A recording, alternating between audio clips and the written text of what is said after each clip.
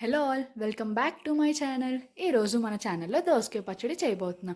మనలో చాలామందికి దోసకాయని పప్పులోకి సాంబార్లోకి వేస్తారని తెలుసు, కానీ అదే దోసకాయతో చాలా టేస్టీగా పచ్చడి కూడా చేయొచ్చు. ఇంకా లేట్ చేయకుండా రెసిపీని స్టార్ట్ చేసేద్దామా మరి. అందుకు ప్యాన్ పెట్టి ఆయిల్ వేసి హీట్ అయిన తర్వాత 1/2 టేబుల్ స్పూన్ జీలకర్ర, 1 టేబుల్ స్పూన్ ధనియాల పొడి, 5 నుంచి 6 వరకు ఎండుమిరపకాయలు, కొంచెం కరివేపాకు వేసి బాగా ఫ్రై చేసుకోవాలి. అవి కొంచెం వేగిన తర్వాత మనం ముందుగా కట్ చేసి కడిగి పెట్టుకున్న దోసకాయ ముక్కలు, నేను వీడియోలో ఎంతైతే చూపిస్తున్నానో అంత చింతపండు, ఒకటి కట్ చేసుకున్న టమాటా వేసి 10 to 15 మినిట్స్ వరకు అది వేగనివ్వాలి.